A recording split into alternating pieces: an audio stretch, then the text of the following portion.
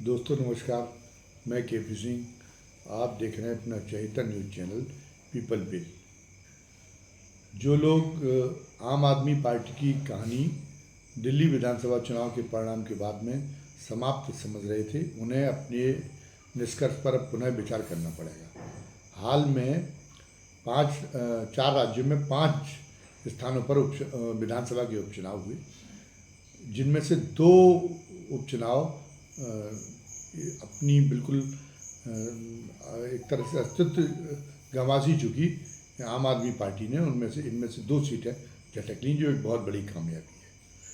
एक सीट तो उसको गुजरात में मिली, जो विसावदर विधानसभा क्षेत्र था। हालांकि यहाँ पर जब गुजरात विधानसभा के आम चुनाव हुए थे, उस समय भी यहाँ पे आम आदमी पार्टी का ही उम्मीदवार जीता था, भूपेंद्र भवानी।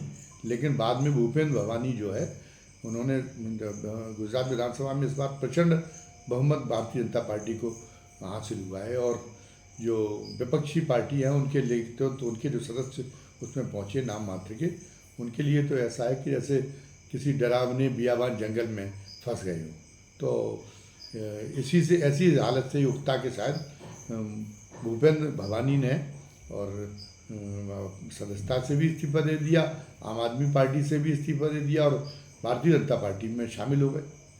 भारतीय जनता पार्टी इसके बाद में वहाँ विसावदर में उपचुनाव की नौबत आ गई। तो भारतीय जनता पार्टी तो आश्वस्त थी कि विसावदर के मतदाता क्यों चाहेंगे कि उनकी उपेक्षा हो विपक्ष के उम्मीदवार को जिता के, जब सब कुछ भाजपामय हो चुका है राज्य में, तो वो ये गलती क्यों मोल लेंगे। और उपचुनाव के नतीजे तो वैसे भी सत्तारूढ़ पार्टी के हक में जाते हैं। तो क्योंकि सत्तारूढ़ पार्टी को तमाम तरह के हथकंडों के इस्तेमाल का मौका मिल जाता है, सत्ता के दुरुपयोग का, अधिकारियों से अपने पक्ष में मनमानी कराने का, ये सारे मौके उसको सुलभ होते कोई भी सत्तारूढ़ पार्टी हो। और फिर इस मामले में भारतीय जनता पार्टी तो बड़ी गजब की पार्टी है। तो तय है कि भारतीय जनता पार्टी ने भी यहाँ सब कुछ किया होगा जीतने के लिए।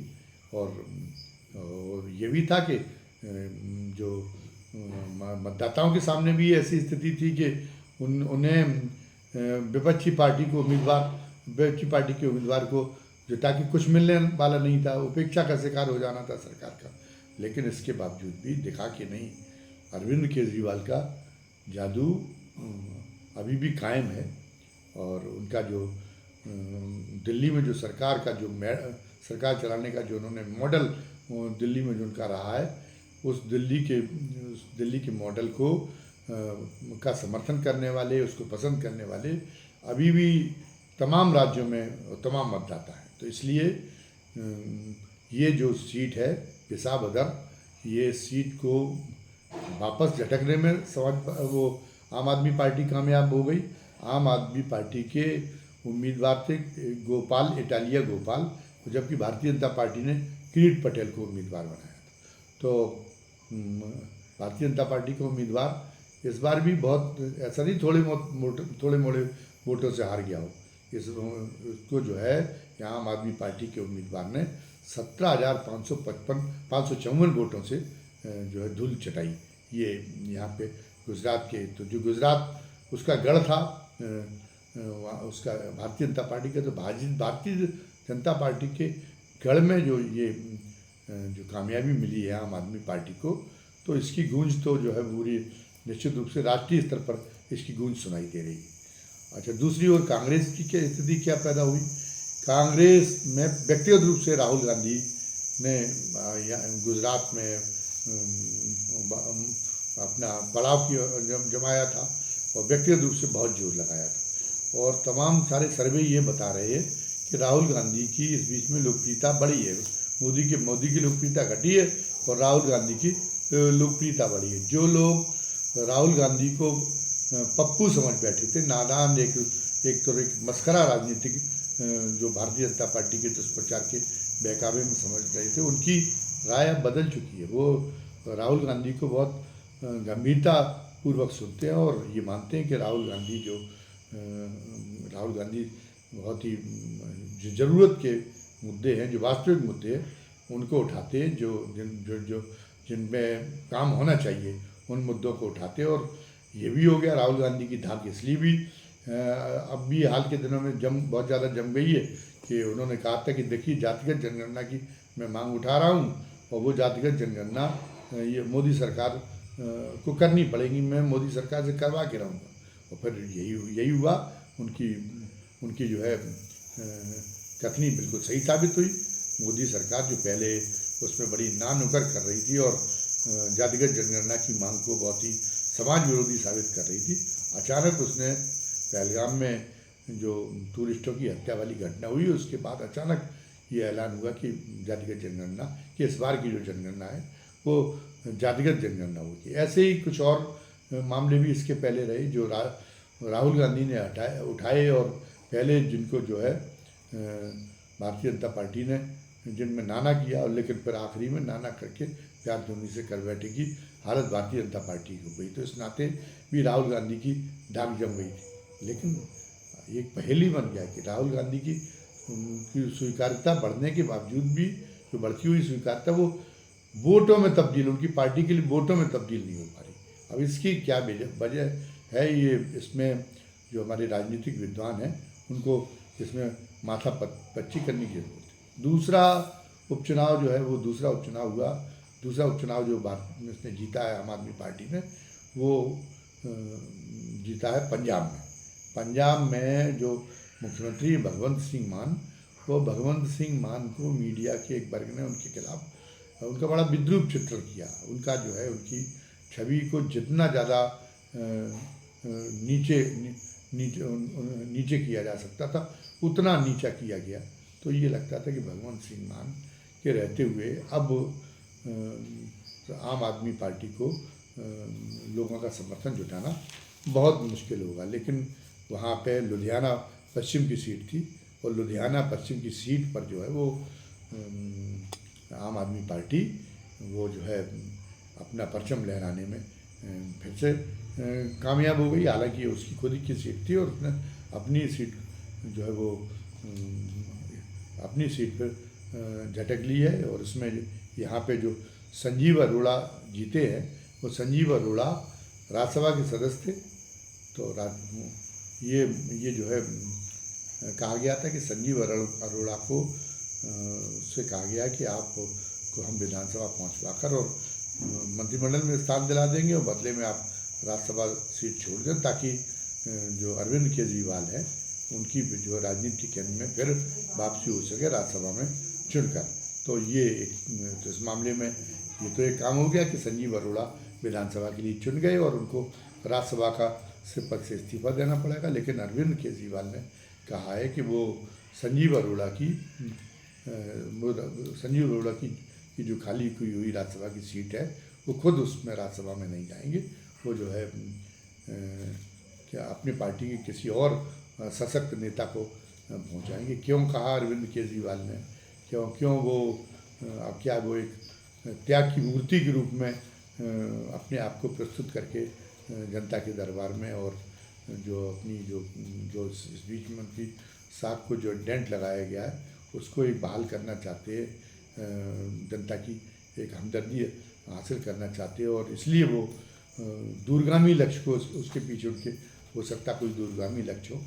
लेकिन फिर भी लोग ये मानते हैं कि अभी कहने की बात अलग है, अभी हाल फिलहाल में उन्होंने जो है मना कर दिया है। लेकिन केजरीवाल जानते हैं कि अगर वो वहाँ पे अगर वो राजनीति के केंद्र में वापस नहीं आते हैं तो ये उनके लिए जोखिम भरा कदम हो सकता है। पार्टी में ही उनके लिए बगावत हो सकती है और कुछ और महत्वाकांक्षी नेता हैं वो उनके नेतृत्व को चुनौती दे सकते हैं।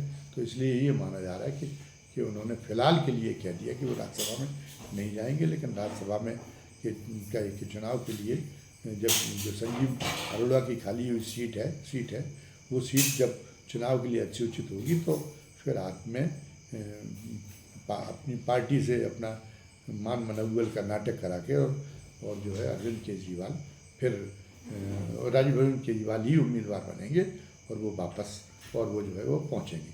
अरविंद केजरीवाल को निश्चित रूप से चुनाव परिणामों से बड़ी संजीवनी मिली है, वरना वो दिल्ली में वो खुद हार गए, उनकी पार्टी की सत्ता तो चली गई थी, खुद तक ही अपनी हार को नहीं बचा सके।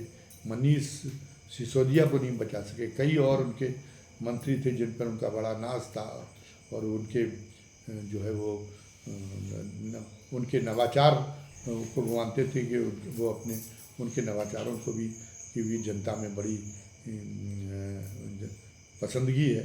तो इस आधार पे वो सोच नहीं सकते थे कि इतने मंत्री हार जाएंगे, लेकिन वो सारे हार गए। तो उससे वो अरविंद केजरीवाल बड़ी सदमे की हालत पे पहुंच गए। तो जैसे पहले वो आक्रामक रहते थे मोदी के खिलाफ या और भाजपा के खिलाफ, वो इस बीच में वो जो है उनकी आक्रामकता कुंद हो गई थी, बल्कि वो इस बीच में उन्होंने चुप्पी साध ली थी।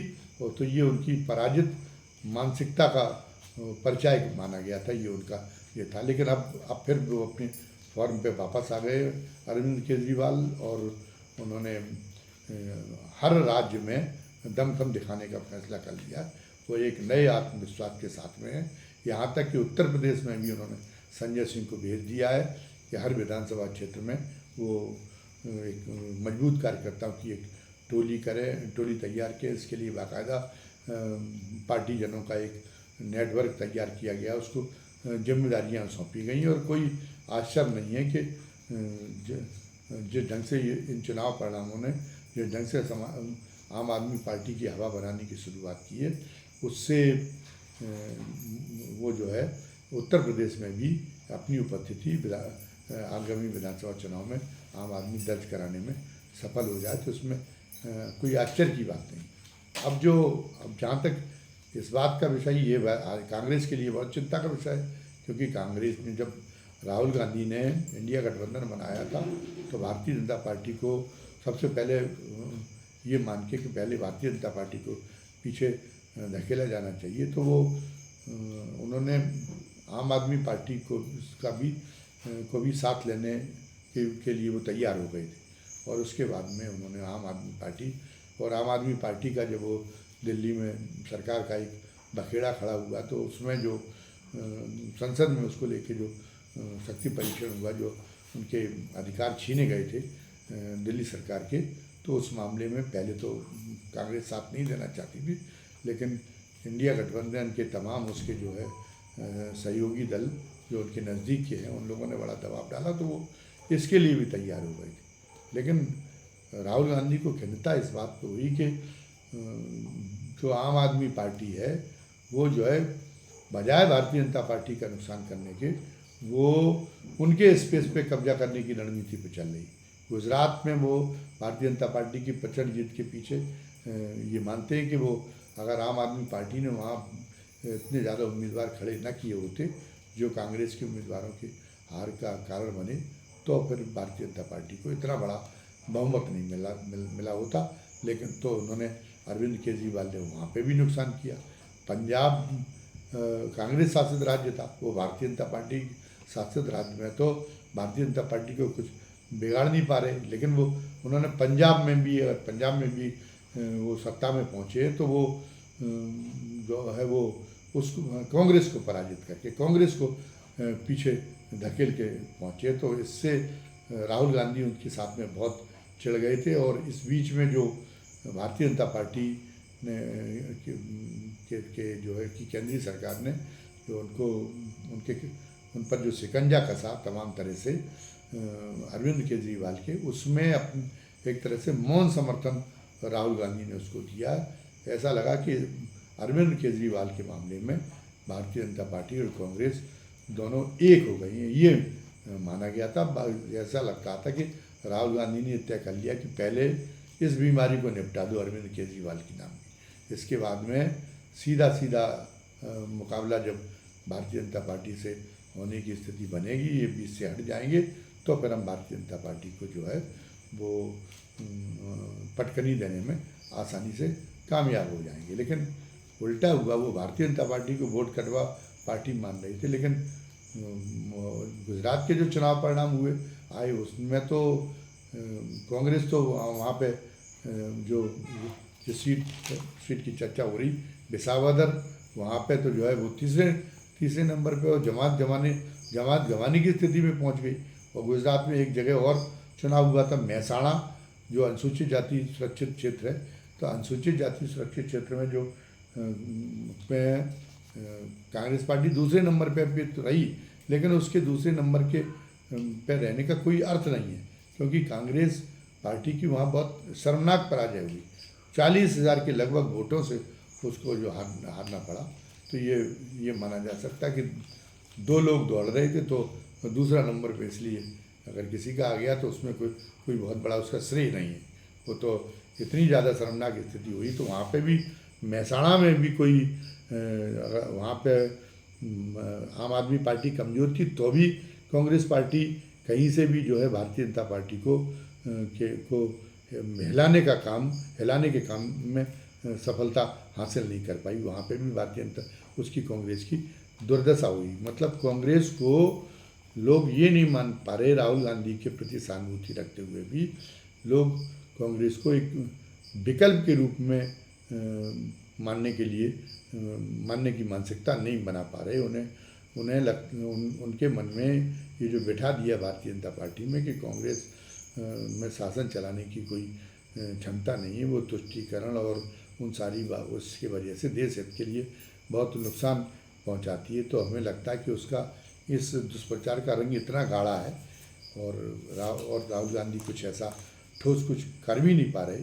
उनका जो एजेंडा है, वैसे जो अरविंद केजरीवाल की भी आम आदमी पार्टी को भी यथास्थितिवादी पार्टी मानी जाती है। वो न तो वो धर्मनिरपेक्षता के लिए वो कोई कट्टर प्रतिबद्धता दिखाती है और ना वो हिंदू राष्ट्र की बात करती है और ना ही वो सामाजिक न्याय के नारों में जो है अपना सुर मिलाती है। वो इन मामलों में तो उसकी क्या नीति है वो कोई स्पष्ट करती नहीं है। बल्कि ये होता है कि कई बार तो वो ये लगता है कि जो धर्म की जो राजनीति है उसमें जो है वो भारतीय जनता पार्टी से प्रतिस्पर्धा कर रही है।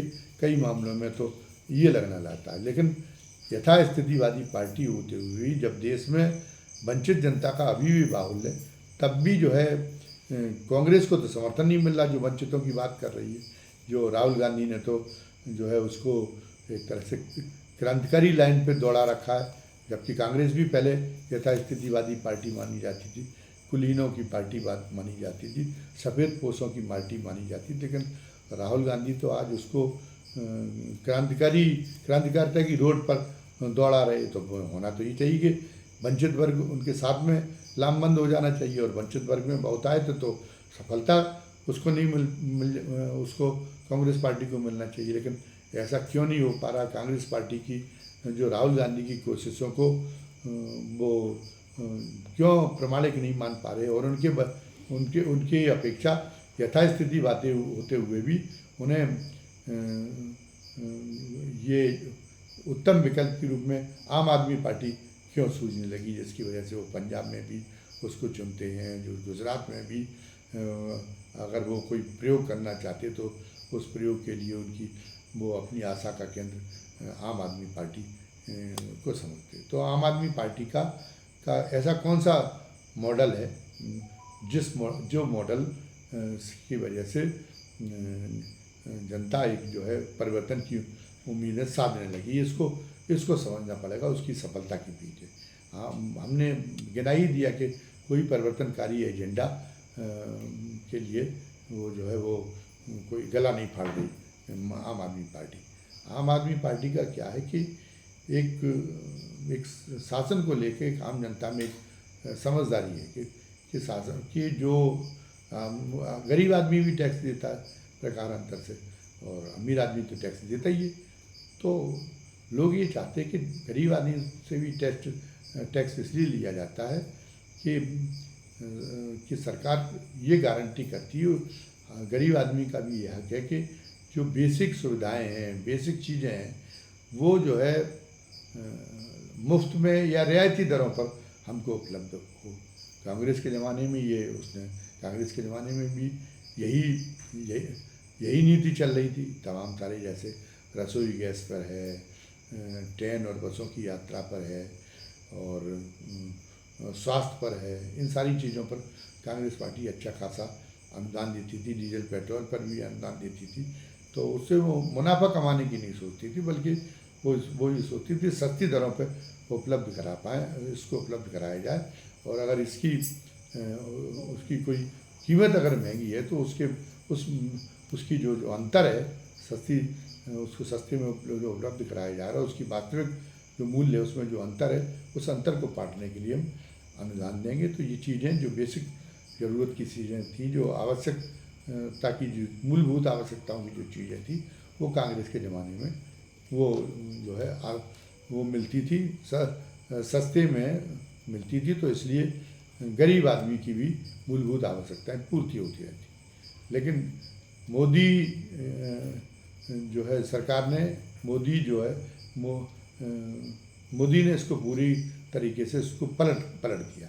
मोदी ने कहा कि सरकार को भी उन्होंने एक तरह से मुनाफे की दुकान में बदल दिया। कई जगह ऐसे उदाहरण सामने आए जहाँ पर जो NH बनी थी उसकी 3 गुना तक कीमत वसूल हो गई थी टोल से, फिर भी टोल ख़त्म नहीं किया गया, बल्कि 30 साल से उन सारे टोल का रिन्यूअल कर दिया गया। तो ये क्या हुआ? ये तो शुद्धतम आप मुनाफा कमाने का काम कर रहे हैं। हमने अमेरिका में हमारे एक मित्र हैं, हमने उनसे पूछा कि वहाँ टोल किस तरह वसूल होता, तो उन्होंने बताया कि यहाँ पे NH पे कोई टोल, नेशनल हाईवे पे कोई टोल नहीं वसूल होता। कुछ जगह पे टोल लगता है, कुछ प्रमुख सिटियों की एंट्री में, वो बड़ा प्रतीकात्मक होता है। लेकिन यहाँ तो टोल जो है हर साल पता चला 15 और 25% तक बढ़ जाता है। और वो तो जब सड़क की लागत वसूल होती तब भी जो है वो टोल ख़त्म करने के लिए सरकार तैयार नहीं। उसने अपनी एक रिकरिंग आय का एक जरिया बना रखा, जिस तरह से बनिया जो है पैसा लगाता है और सोचता है कि इसके बाद में हमें एक रेगुलर इनकम कई वर्षों के लिए हम जनरेट करें। उस तरीके के उस पर चल रही है, उसके नक्शे कदमों पर ये सरकार चल रही है। इसने हर एक को रेलवे में, इसने जो रेलवे का किराया था, इसने कोरोना के टाइम पे बढ़ा दिया था, क्योंकि ये मानता था कि हम बहुत कम टिकट जारी करेंगे तो एक डिब्बे में, एक कूपे में सीमित लोग बैठ पाएंगे। तो सीमित लोगों से तो उन्हीं सारे लोगों से सभी पूरी डिब्बे का जो एक अनुमानित जो किराए की आमदनी होती, वो उतनी की आमदनी मिलती रहे रेलवे को। इसके लिए उन्होंने रेलवे को एक आदमी का किराया 2 आदमियों के बराबर का कर दिया था। तो होना ये चाहिए था कि जब कोरोना ख़त्म हो गया था तो इस किराए को फिर घटा के और उसमें आधा कर दिया जाना चाहिए था, लेकिन ऐसा नहीं किया गया। उल्टे जो है, जो तमाम सारी सीनियर सिटीजन के लिए, पत्रकारों के लिए जो रियायती रेल यात्रा की व्यवस्था थी, जो रियायती किराए की व्यवस्था थी, उसको भी वापस ले लिया और मना कर दिया कि हम इसको बहाल भी नहीं करेंगे। तो अच्छा, इसी तरीके से GST है, तो GST तो रोडवेज की, जिसमें गरीब आदमी सफ़र करता, तो रोडवेज की टिकट पे भी आप GST वसूल रहे। एक माचिस खरीदने आदमी जा रहा, तो एक माचिस पे गरीब आदमी, उसमें भी उसको GST देनी है।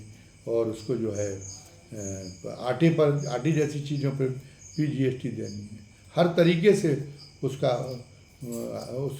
उसे टैक्स देना है। और टैक्स अगर वो नहीं चुका पा रहा है तो उसको अपना इलाज नहीं करा सकता, क्योंकि इलाज की आपने तो एक सरकारी क्षेत्र में ये अपेक्षा थी कि सरकारी क्षेत्र में आप स्वास्थ्य और शिक्षा को सरकारी क्षेत्र के लिए आरक्षित करेंगे। तो सरकारी क्षेत्र में होंगे तो नाम मात्र के शुल्क पे लोगों का इलाज होता रहेगा।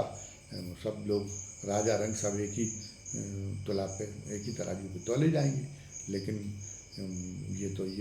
ये जो था, ये उसके बारे में जो अपेक्षाएं थी भारतीय जनता पार्टी से, ये अपेक्षाएं तो एक तरह से मरीचिका निकली, एक तरह से धोखा साबित हुई। वहाँ पर सरकारी अस्पताल में तो आपको इलाज होता नहीं है, और लोगों को जो है उन्हीं में जाना पड़ता, बड़े बड़े अस्पतालों में। और बड़े अस्पतालों में वही इलाज करा सकते हैं। तो जो लोग जो संपन्न, जो अमीर लोग हैं, मतलब सारी बेसिक सुविधाएं भी आपने कहा कि नहीं सबको मिलें, ये आपका कोई इरादा नहीं है। बेसिक सुविधाएं भी केवल जो उनकी कीमत चुका सकता है, मुनाफा दे, जिसमें सरकार जो निर्धारित कर रही कीमत हर चीज़ की, उसमें अपना मुनाफा भी जोड़ के जो है उसको कीमत को निर्धारित करने का काम कर रही। तो वो ये चाहते हैं कि जो ये चुका सके, जो अफोर्ड कर सके उनकी कीमत, उसका इलाज हो, उसी के लोग पढ़ें आईआईटी में। और उसमें जो है नामात्र की फीस लगती थी मेडिकल कॉलेजों में, आईआईटी में, उच्च तकनीकी संस्थानों में, उच्च संस्थानों में, जेएनयू जैसे संस्थानों में, वहाँ सब में फीस इतनी बढ़ा दी गई कि अब वो जो है गरीब परिवार का मेधावी लड़का वहाँ पढ़ने की सोच भी नहीं सकता। और केवल एक तरह से अघोषित रूप से कह दिया गया कि क्या ज़रूरत है आपको पढ़ने की, आप गरीब के घर में पैदा हुए तो आपकी नियत है कि आप मजदूरी करने का काम करें। क्यों आप ऊंचे ख्वाब देखते हैं? ऊंचे ख्वाब देखने, ऊंचे सपने देखने का काम केवल उनका है जो गांठ से मजबूत है। तो आपने शिक्षा और स्वास्थ्य तक को उस तरह से हवाला कर दिया। और जो आपके पास में जो इतने सारे आपने बैंक में पता चला कि लोग इस उम्मीद से जमा करते थे कि हमारी एक आमदनी होगी ब्याज के जरिए में, तो अब उनको पता ही नहीं चलता। बैंक में इतने तरह की कटौतियाँ होने लगी, पता नहीं किसके शुल्क के नाम पे, कि वो लेने के देने पड़ रहे हो उस बीच में। तो आपने पूरी एक तरह से व्यवस्था को ही ये जो डार्विन के सिद्धांत में बदल के लिख दिया कि सर्वाइवल ऑफ फिटेस्ट, जीने का अधिकार सिर्फ उन्हें ही कि जो सर्वोत्तम लोग हैं, और बाकी जो सर्वोत्तम लोग नहीं हैं, जो साधनहीन लोग हैं, उन्हें जीने का अधिकार ही नहीं। और जो आप अछूत इतना आपके पास में अकूत कर उगाही हो रही, तो फिर तो आपको बल्कि वो जो रियायती उस पर उपलब्ध कराने की थी सेवाएं रियायती शुल्क पे, वो आपको बल्कि और ज़्यादा रियायती कर देना चाहिए थी जब आपका खजाना इतना भरा हुआ है। लेकिन खजाने में आपके में छौट पड़ रही, कमी पड़ रही इतने भर जाने के बाद। क्यों?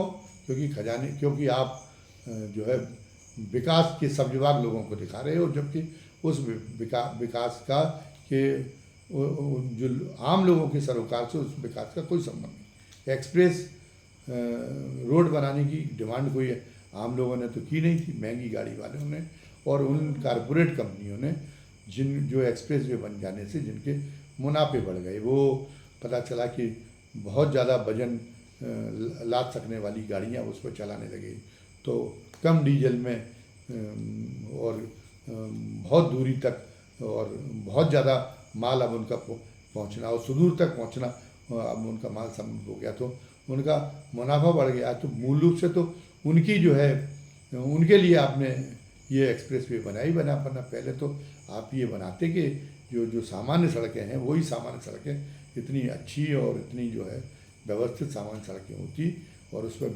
बिना टोल जैसी किसी वसूली के आप उस पर जो है लोगों को चलने की सुविधा देती है और सार्वजनिक परिवहन की व्यवस्थाएं मजबूत करती। तब तो ये माना जाता है कि आपकी सोच के केंद्र में, आपकी नीतियों के केंद्र में आम आदमी है। लेकिन अब तो आप आम आदमी की बलि और अमीरों की सुख सुविधाओं के लिए चढ़ाने का काम कर रहे। और ये जो विकास है, जो विकास का आपका मॉडल है, ये तो आम के आम और गुठलियों के दाम जैसा मॉडल है। क्योंकि आप विकास कार्य करा रहे, उसके पीछे दूसरा उद्देश्य ये है कि 70% कमीशन तक कमीशन हो गया। तो जो आपने जनता से जो इतना पैसा उगा रहे टैक्स के नाम पे, ये पैसे अंततोगत्ता सरकारी खजाने से निकाल कर और आप ही मतलब नेताओं की और अधिकारियों की जेब में भर जाए। क्योंकि 70% कमीशन वो वसूलते तो उन्हीं की जेब में पूरा चला जाए, तो जनता टैक्स देती हुई मरे और उसको कोई भी उसके बदले में सरकार उसको किसी सेवा की गारंटी नहीं। टैक्स दे रहे, किस लिए दे रहे? शिक्षा की व्यवस्था आप हमारे लिए कर नहीं सकते, स्वास्थ्य की व्यवस्था हमारे लिए कर नहीं सकते, आवागमन की सुविधा आप हमारे लिए गरीब आम आदमी के लिए मुहैया करा ही नहीं सकते। तो फिर व्यवस्था किस बात के लिए? कौन सी व्यवस्था तो ये है कि जियो और जीने दो, राजा भी जिए और रंग भी जिए, शेर भी जिए और बकरी भी, हिरन भी जियो और जीने दो का सिद्धांत। लेकिन इसमें कहाँ दिखाई दे रहा? आप तो ये स्थिति बनाई दे रहे कि जिए केवल अमीर लोग और जो है उनको जीने की कोई ज़रूरत नहीं है। गरीब हटा दो, अपने आप गरीबी हटाओ का नारा सार्थक हो जाएगा, इस पर आप चल रहे। तो आपके विकास के पीछे जितना उपनिवेशवादी सरकार ने इतनी लूट नहीं की जनता की, उतनी लूट आप करने का काम कर रहे हैं। तो ये धीरे धीरे ये जो जनता की निगाह धर्म के नारे देके और तमाम उसी राष्ट्रवाद के नारे देके जो आपने एक पट्टी चढ़ाती थी जनता की आंखों पे, वो पट्टी धीरे धीरे वो पट्टी एक तरह से उस पट्टी में पट्टी छिनती छिनती छिन्न भिन्न जैसी एकदम हो रही है पट्टी, उस पट्टी में सुराख पैदा हो रहे हैं और जनता को वास्तविकता दिखाई देने लगी। तो ऐसे में उन्हें जो इनका जो मॉडल था अरविंद केजरीवाल का कि हम ये सुनिश्चित करेंगे कि सरकारी स्कूलों में ही लोग पढ़ाएं, क्योंकि सरकारी स्कूलों की पढ़ाई को हम निजी स्कूलों से भी, कॉन्वेंट स्कूलों से भी ज़्यादा बेहतर बनाएंगे। और ये काम उन्होंने दिल्ली में करके दिखाया। उन्होंने कहा कि लोगों को मेदांता और अपोलो और इस तरीके सरगंगाराम इसमें जाने की ज़रूरत ही नहीं, महंगी हम सरकारी अस्पतालों में ही इतनी अच्छी व्यवस्थाएं बनाएंगे कि सरकारी अस्पतालों में ही कारगर इलाज हो जाएगा नाम मात्र की फीस पे। तो उन्होंने उसके लिए सरकारी अस्पतालों के लिए भी उन्होंने वहाँ की सरकारी अस्पतालों को भी की सेवाओं को भी बहुत गुणवत्तापूर्ण बनाया। डॉक्टरों को जो है मजबूर किया कि वो समय से अस्पताल में बैठें और लगनशीलता के साथ में, दिलचस्पी के साथ में मरीजों को देखें। तो वो एक नक्शा बदला गया और इसकी तारीफ तो जो अंतर्राष्ट्रीय संस्थाएं उन्होंने भी दिल्ली सरकार की स्कूल की और दिल्ली सरकार की उसकी व्यवस्था की। आज बिजली बहुत आवश्यक सुविधा बन चुकी है, लेकिन बिजली इतनी महंगी बनती है, उसकी रेट इतने महंगे हैं कि बिजली का आदी हो चुका, लोग बिजली के बिना जिंदा नहीं रह सकते। लेकिन उतनी उस दर पे जो उसकी वास्तविक दर है उस पर तो वो खरीदेंगे नहीं। तो ज़िंदगी और मौत के बीच में वो तो झूलने की स्थिति आ गई कि बिना बिजली के रह नहीं सकते और बिजली खरीद नहीं सकते, इतनी महंगी। तो वहाँ दिल्ली में इसलिए जो अरविंद केजरीवाल ने कहा कि नहीं, हम दिल्ली ये बिजली चूँकि हर एक के लिए ज़रूरी है, गरीब से गरीब आदमी के लिए ज़रूरी है, तो इसलिए वो महरूम ना रह जाए गरीब लोग, इसलिए हम बिजली को सस्ती दरों पे उपलब्ध कराएंगे। 300 यूनिट तक तो बिजली फ्री कर देंगे। और ये उन्होंने व्यवस्था पंजाब में भी लागू की। तो लोग ये चाहते हैं कि अपने सर्वाइवल के लिए कि किसी ऐसी व्यवस्था का अनुकरण हो। सरकार जब आम गरीब आदमी से भी टैक्स लेती है तो ये सुनिश्चित करे कि गरीब आदमी भी जो जीवन के लिए उपयोगी सुविधाएं हैं, जीवन के लिए जो उपयोगी चीज़ें हैं, उनसे उसको जो है महरूम नहीं रहने देगी। जो मौजूदा मोदी सरकार या भारतीय जनता पार्टी की जो सरकार है, जो ये गारंटी नहीं ले रही, जो बहुत गलत है। तो इसीलिए जो उसका अरविंद केजरीवाल का जो मॉडल है, वो मॉडल वो जो है तार्किक रूप से, व्यावहारिक रूप से वो मतदाताओं को समझ में आने लगा है। और उसी का परिणाम है कि वो ये मोदी के मुनाफाखोरी के मॉडल के को वो उससे जो है रिप्लेस करने की सोचने में लग गए हैं। लेकिन इसमें भारतीय जनता पार्टी का तो जो कुछ बनेगा बिगड़ेगा वो तो बाद में बनेगा बिगड़ेगा, लेकिन ये दिखाई दे रहा है कि इसमें कांग्रेस का बहुत ज़्यादा बिगड़ जाने वाला है। क्योंकि कांग्रेस को जब कांग्रेस राष्ट्रीय विकल्प बनने की सामर्थ्य कहीं से भी जो है नहीं दिखा पा रही, राष्ट्रीय उस क्षमता का प्रदर्शन नहीं कर पा रही कि जिससे लोग राष्ट्रीय विकल्प के नाते प्राथमिकता में विकल्प के मामले में उस पर जो है उस पर विचार करें, उसकी ओर निगाह डालें सब जगह पर। इसीलिए कांग्रेस को की अक्षमता की वजह से सभी जगह क्षेत्रीय पार्टी मजबूत हो रही है, आम आदमी पार्टी मजबूत हो रही है। और कहीं बंगाल में ममता बनर्जी हैं, वो जो है वो सिरमौर हो गई हैं गैर भाजपाई स्पेस में। यहाँ पे उत्तर प्रदेश में अखिलेश सिरमौर हुए जा रहे हैं, मायावती भी बढ़ रही हैं, वहाँ पे मायावती भी कांग्रेस को हाथ नहीं रखने दे रही हैं। और वहाँ पे जो है तमिलनाडु में स्टालिन है, वो स्टालिन की पार्टी के आगे, मतलब डीएमके के आगे जो है, और या अन्ना डीएमके कभी वो फिर हो सकता है अन्ना डीएमके भी पुनः उभर जाए। आपकी बार उसने भाजपा के साथ गठबंधन किया, लेकिन कहने का मतलब ये है कि तमिलनाडु में भी कांग्रेस के जो है खड़े होने की कोई उम्मीद नहीं दिखाई दे रही। केवल एक केरल राज्य बना है जो बहुत जो है, तो अगर तो फिर केरल राज्य तक अगर उसी में सिमट जाएगी कांग्रेस, तो फिर तो ये तो जो है उसका फिर तो वो खुद ही एक क्षेत्रीय पार्टी में तब्दील रह जाएगी, और सबसे पिछड़ी हुई क्षेत्रीय पार्टी में, क्योंकि बंगाल के और उत्तर प्रदेश के तुलना में केरल क्षेत्रफल की और जनसंख्या के दृष्टिकोण से केरल की कोई हैसियत नहीं है। तो इस पर जो है एक चिंता करने की ज़रूरत है राहुल गांधी को।